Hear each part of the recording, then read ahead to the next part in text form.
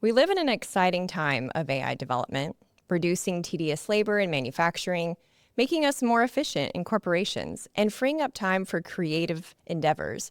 But could it also be opening us up to the risk of sex crimes? My next guests are the directors of a documentary highlighting one woman's experience, but one that we're all vulnerable to: non-consensual explicit imagery. You may have heard it called deepfake porn or revenge porn, as sometimes it can be perpetrated by former lovers or rejected incels. Today, we're going to explore the legal, social, and technical sides of something that could happen to any of us and share the real consequences of virtual content as we ask the question, can fake images create real shame? Emmy-nominated storytellers, social advocates, Sophie Compton and Reuben Hamlyn. Thanks for being here, guys. Thanks so much for having us. So, Sophie, I know this is your first film ever, and a documentary at that, something that's a big undertaking. But why this topic? So we started researching deepfakes a very long time ago, before they'd reached such mainstream popularization. And we could see right from the beginning that this was an issue that was going to be a huge problem for women, especially. And also at that time, it was not being framed as a violence against women issue. It was being framed as something, these AI generated and doctored videos were being framed as something that might harm politicians. But from the beginning of this abuse, it was actually created in order to create sexual content of women. And that's how it's been used. 99% of deepfakes online, some studies say, are non-consensual porn of women. So it felt very urgent for Reuben and I to highlight this issue and also do it in a way that centered a survivor experience and that was compassionate and kind of intimate and would try and destigmatize and take some of the shame away, because so many women who experience this feel such an acute sense of shame and shaming, and they are blamed by police, by law, by by their family, by their friends, by their schools. In so many cases, the person that gets the cultural blame is the victim, which is so deeply wrong. And so it felt really important to us to tell this story in a way that would put somebody inside the experience of dealing with it. You just said that the AI technology was created for the purpose of exploiting women?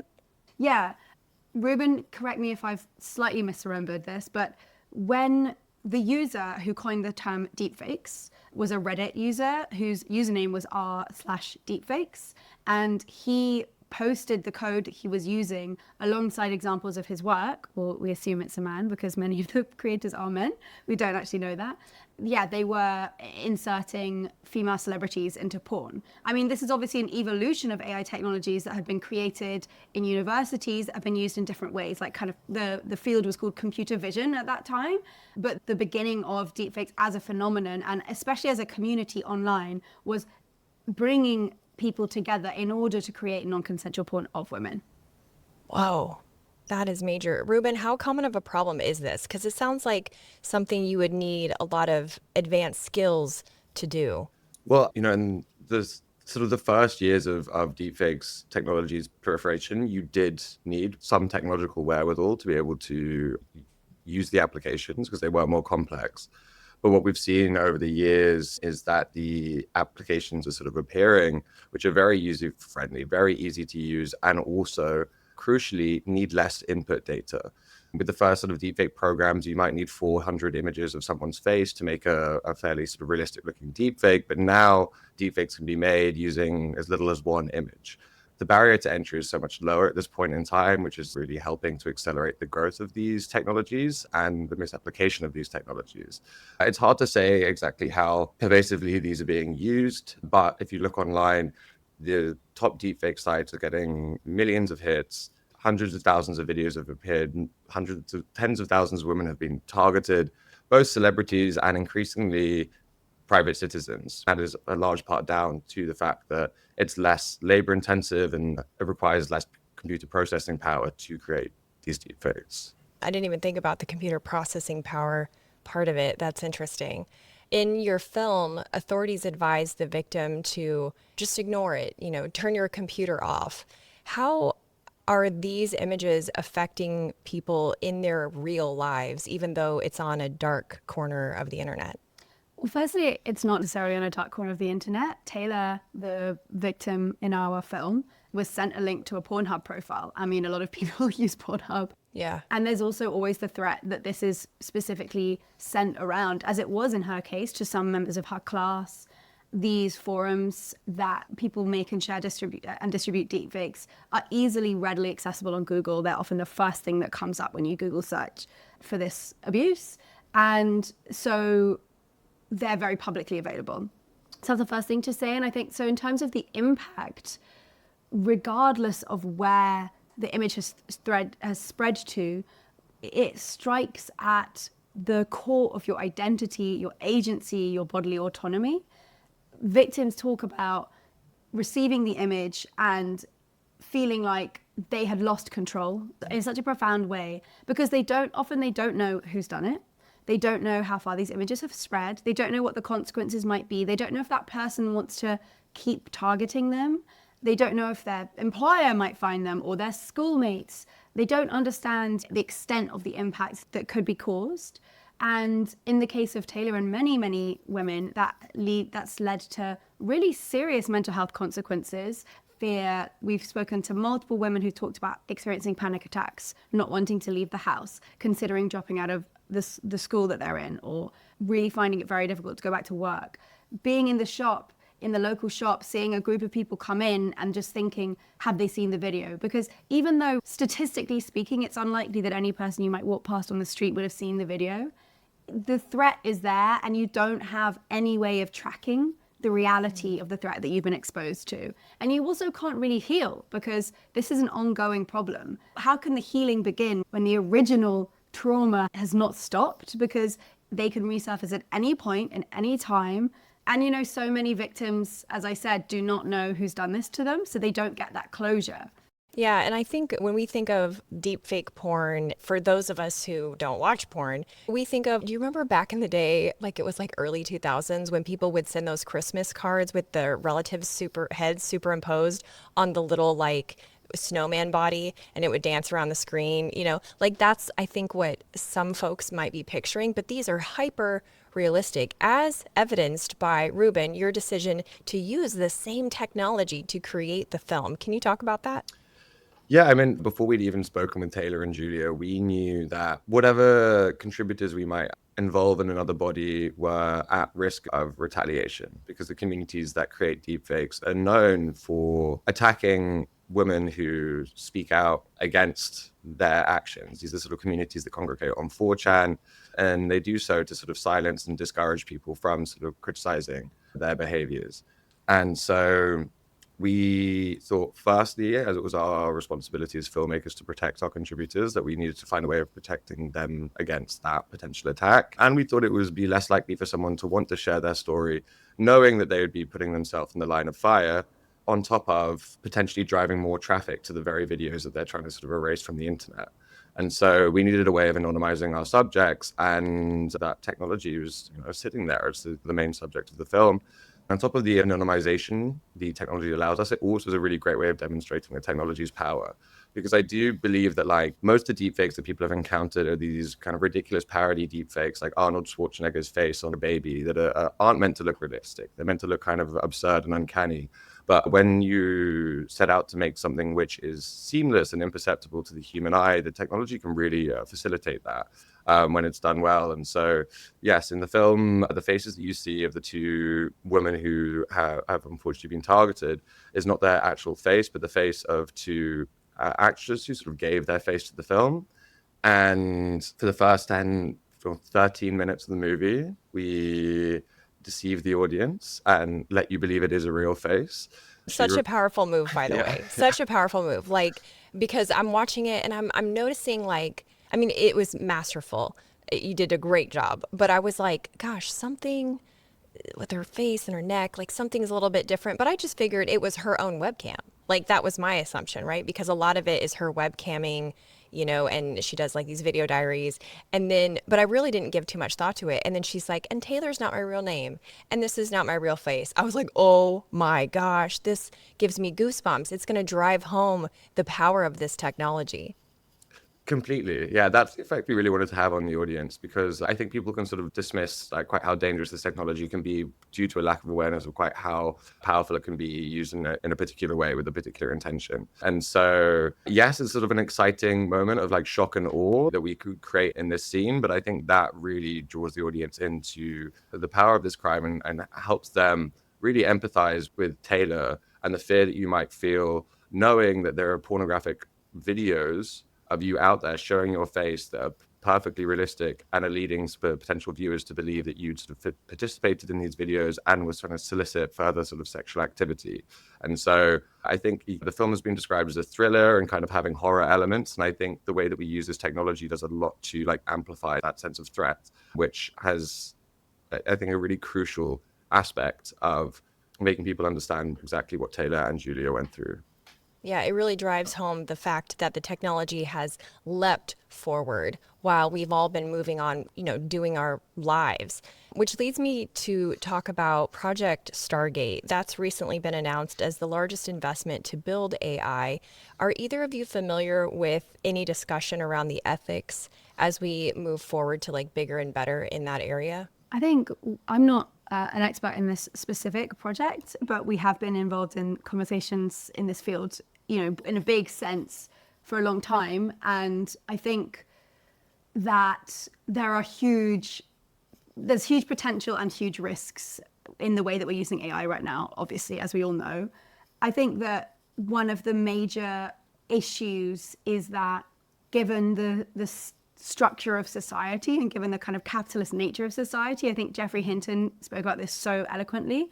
What could happen is that we could all be freed up and, as you said in your intro, we could have more time for creativity, we could have more this, we could have more that. What is actually going to happen is that the benefits of AI are being way more concentrated in a smaller and smaller group of people. And then for everybody else, it's like, okay, well, they're just going to lose their jobs.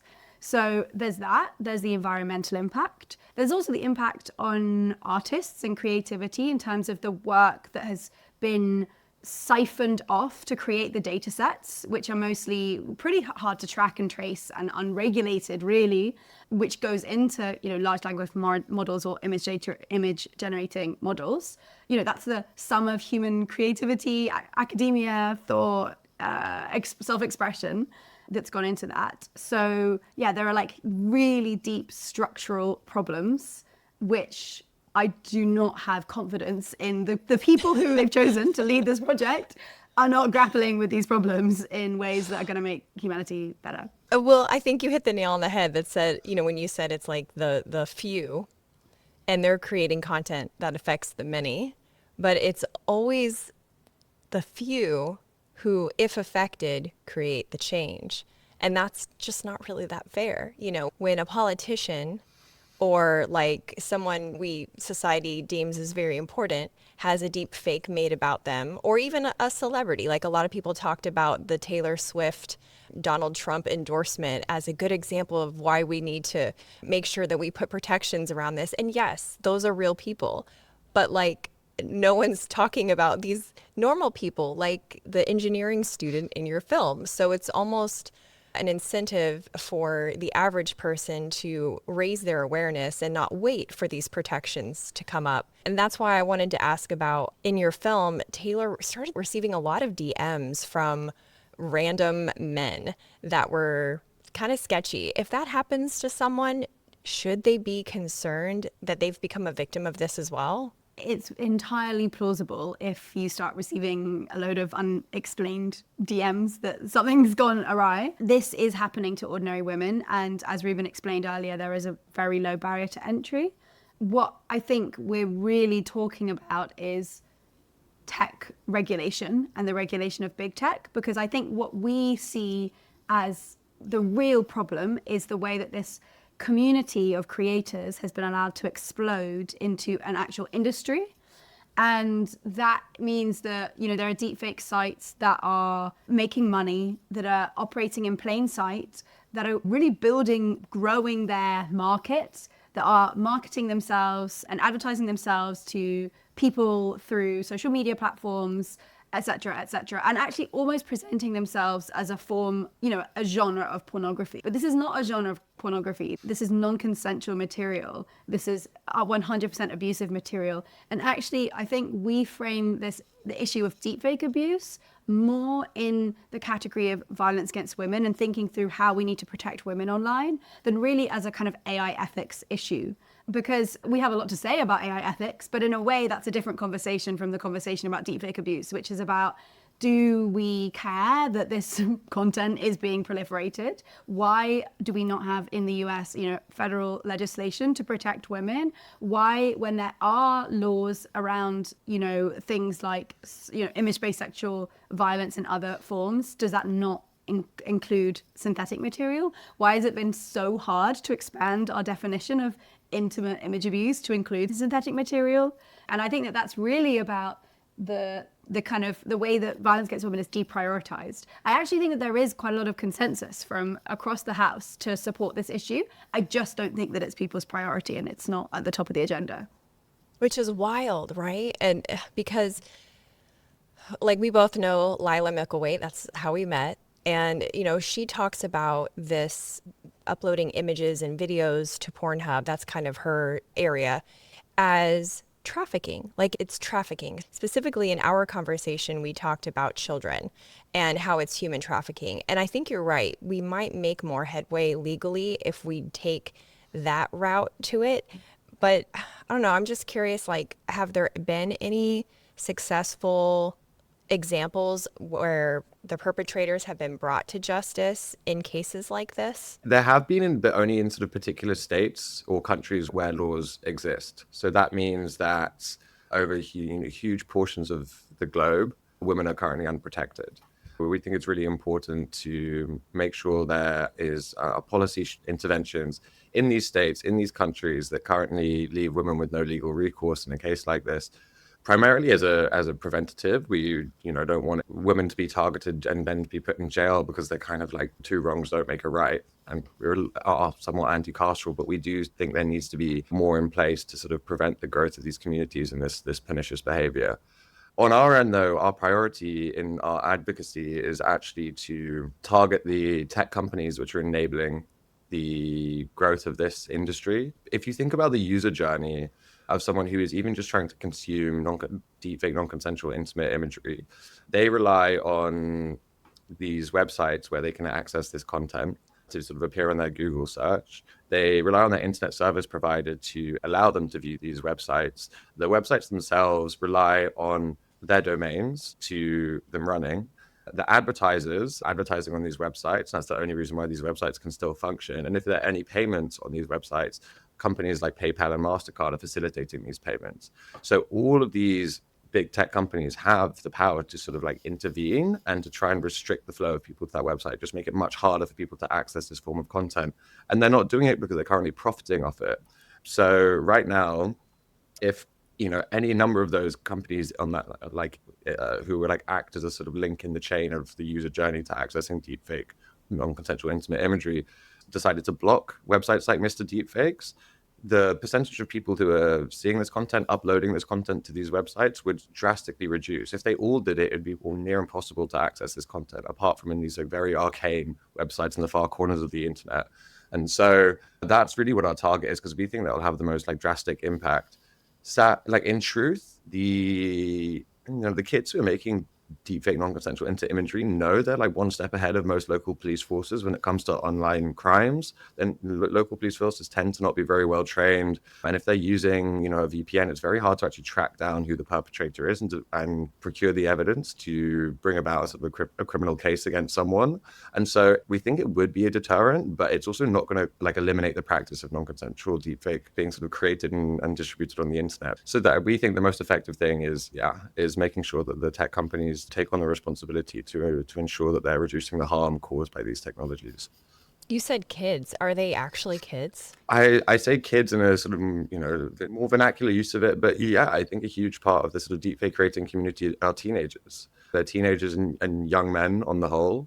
And so, the perpetrators will often be under the age of 18. Again, it's very hard to sort of pin down exact ages, but a lot of the people that use these websites like 4chan are children. The individual users are anonymous, so we don't really know the age of a specific poster, but we do know that it's a website which is popular with people who are under the age of 18. How deep did y'all go in your research for the film about the headspace of the people doing this? Did you enter the 4chan community? We ask why a lot here on this show. And just like other acts of violence, of course, it leads into discussions of change for laws, changes for corporations, policy change.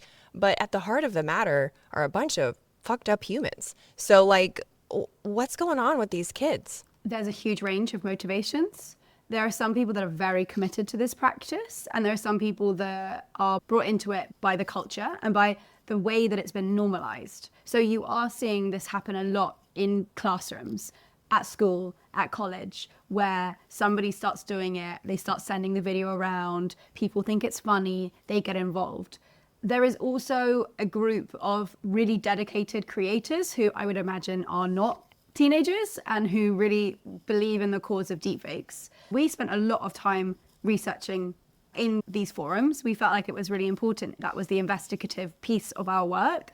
And we were really struck by the range of motivations and this kind of internal contradiction where on the one hand, people were saying it's not real. And the justification was it's not real. It's not a big deal. These women need to get over it and stop being so pathetic as to be upset about this. But on the other hand, there was an awareness that you could humiliate, you could harass, you could shame, you could extort, people goading people on and putting people in scenarios that they would find specifically distressing or damaging to them. There's also a really disconnected way of relating to humanity and women, and especially celebrity women. A feeling of almost ownership over their bodies, a feeling of being part of a fandom and having a claim on that person, and believing it might be, or saying that they believe that it might be flattering. And I think that some of the big issues in the law around this has been that in many jurisdictions you had to prove intent to cause distress. And often you can't prove that. I believe that intent to cause distress is there in all of these cases because it's still a degradation of somebody's humanity. It's still a willful refusal of their consent. But, people might be doing it supposedly for a laugh. So just also to go back to Reuben's point about our anti-carceral approach, because I think that's really important.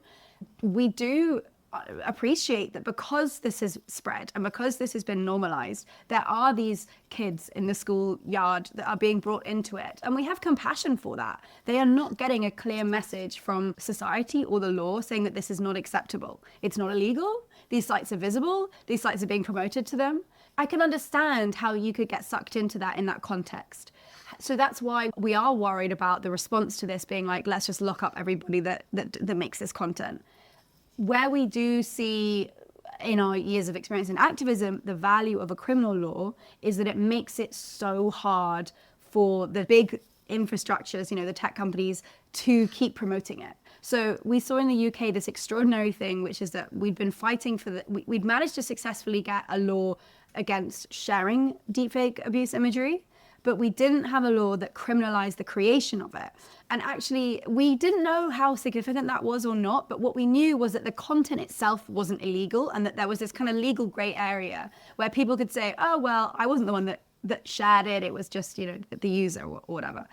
When the government announced that they were going to criminalize the creation of this content, that's when MrDeepFakes.com, the biggest deepfake porn website, blocked its users from being able to access it in the UK. Obviously, it's a kind of PR move because realistically, people can use a VPN to access it anyway. But it does show that these creators are watching what's happening legislatively. There will always be a deepfake community, but these guys are not going to bother putting their time and energy into something that they don't think is profitable, mostly. And so it just makes it even more unacceptable and ridiculous that we haven't legislated because it feels like really tackling this problem is so achievable with the right regulation. I love that you kind of broke that down into the regulatory area versus the personal responsibility area, because that is an important way to organize all of the messiness of the thoughts around this, because as we said, this is a layered topic. There's so many layers to this. And for people that might be listening thinking, wow, that's crazy stuff.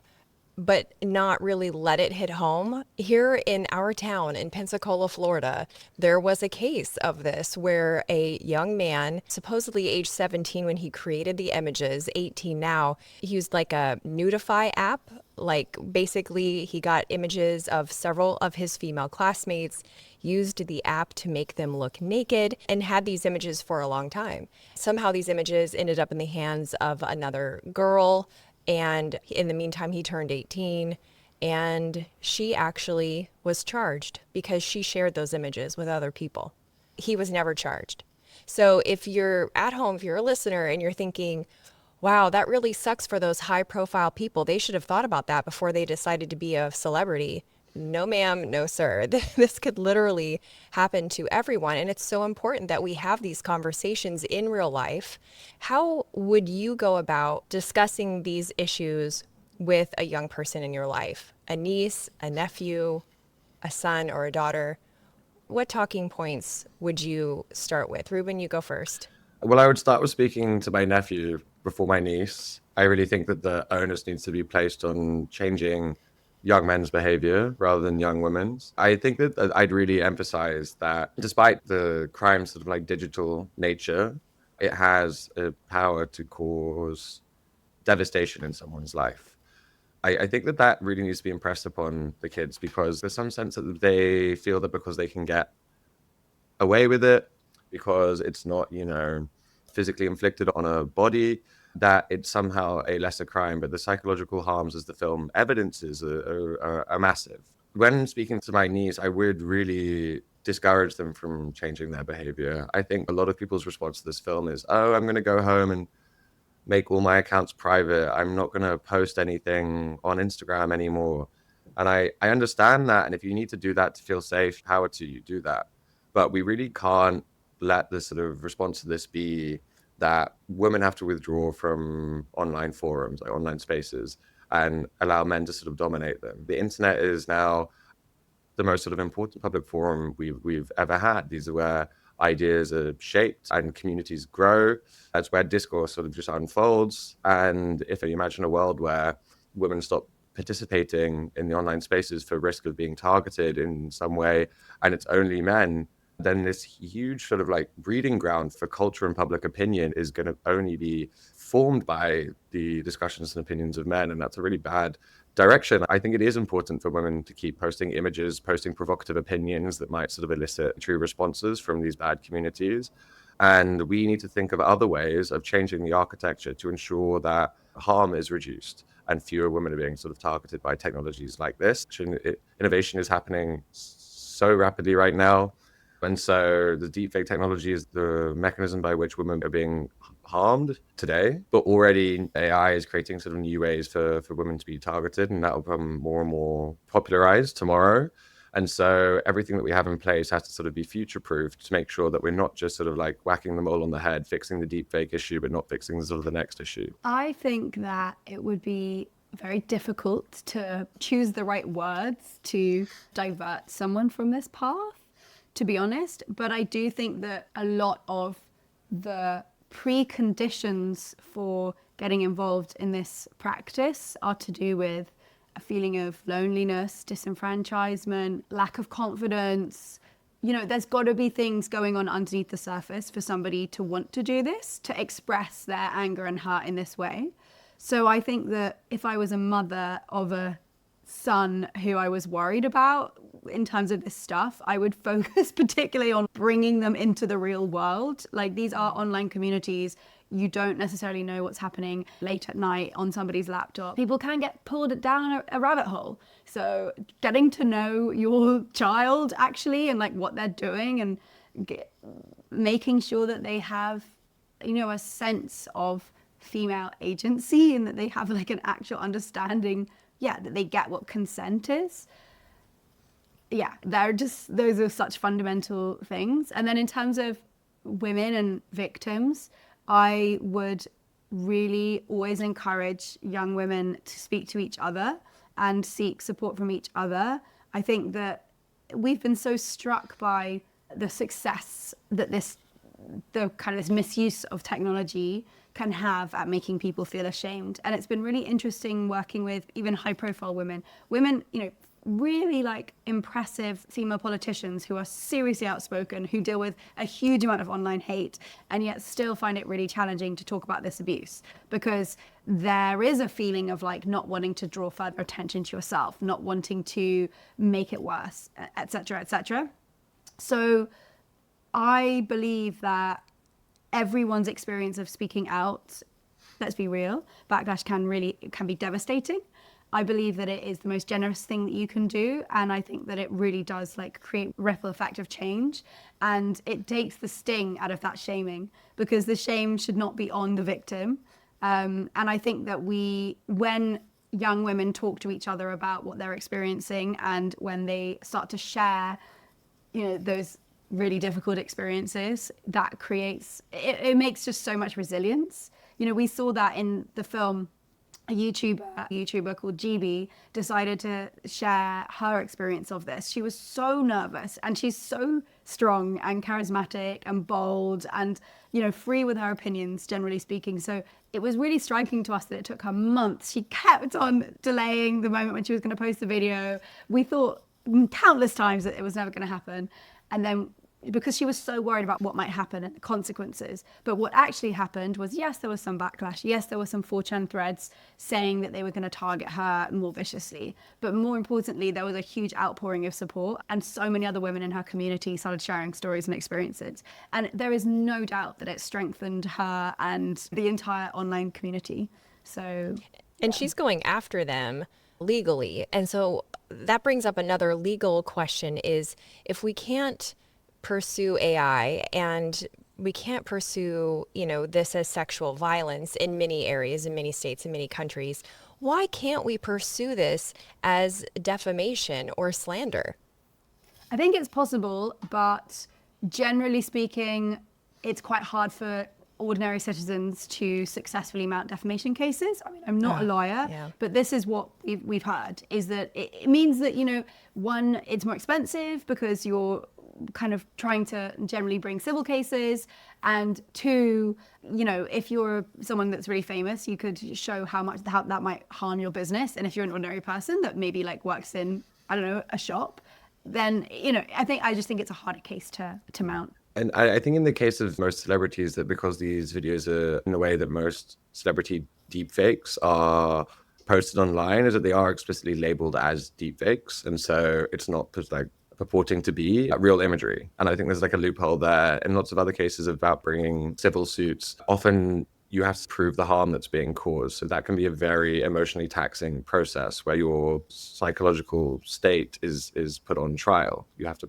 prove the damage that's being done. And so a lot of people are averse to the idea of doing that. I think after sort of being through such a traumatic experience, having to pitch your traumatic experience to a courtroom is a pretty challenging experience. And then the other sort of side of it, it's like if you get a sort of civil case against someone, you might get a restraining order, but they're hard to police again online, and that can ultimately provoke sort of a retaliation on the part of the sort of restraining order is brought against, because they know that if they use a VPN, they can start targeting with a new account, and it's going to be very hard again for to acquire the evidence to sort of bring a new case against them or convince the sort of police that it's them that's doing it. And so it's not to say that there can't be any success from these, but it's just like a long and difficult road with the sort of questionable outcomes. It also goes back to this question of people not knowing who their perpetrator is, because GB could, successfully prosecute one of the people that deepfake her, but there are countless. So one might go and then another one will pop up in its place.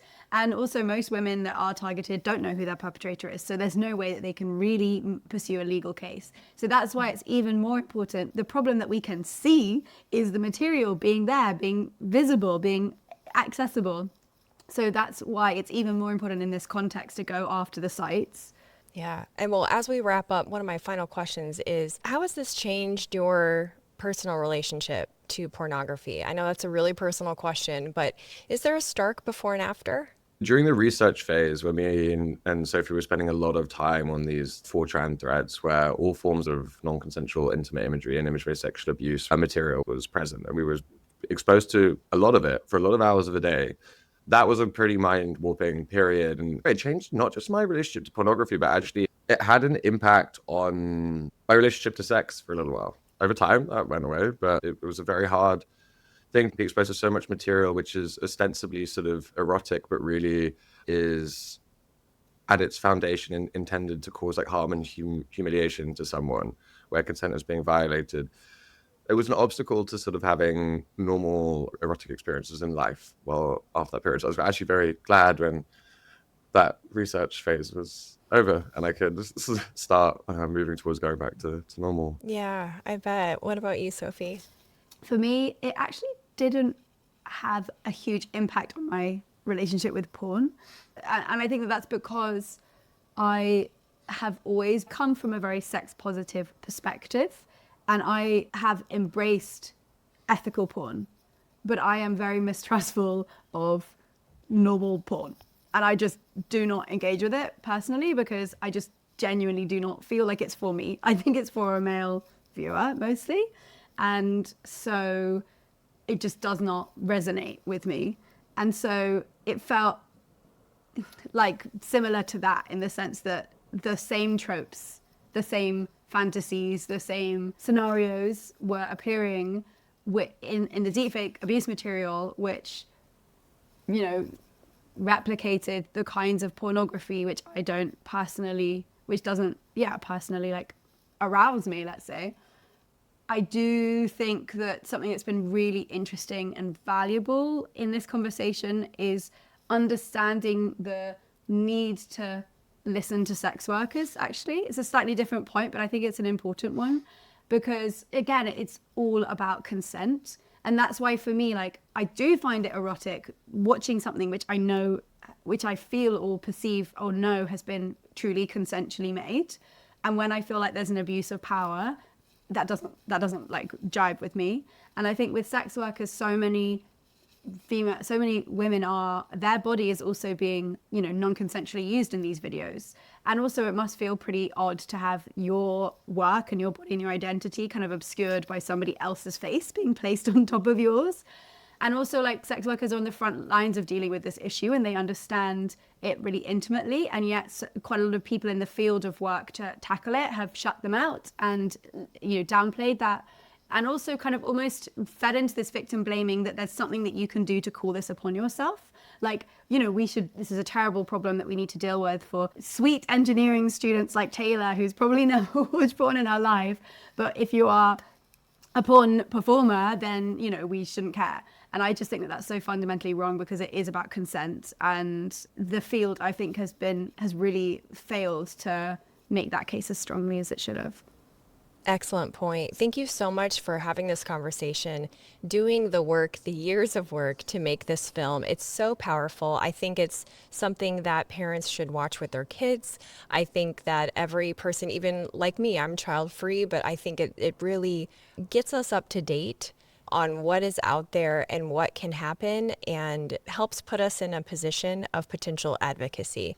So tell people where they can watch the film and how they can just stay in touch with that advocacy piece of it. You can watch the film in the US on Apple TV and Amazon and various other streaming platforms, right?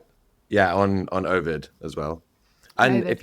if you're actually, because it's a great film for students to watch, and Canopy, if you're at school or have, I think, access to your sort of public library, you might have access to Canopy, which is a great streaming site.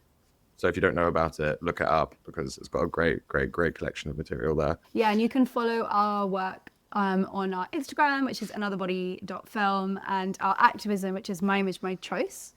We really value people that want to support the activism that we do. And on our website, there's a page that directs you to certain actions that you can take if you feel inspired to try and help us make change. Wonderful. Thank you both so much. I appreciate this. Well, thank you so much for having us.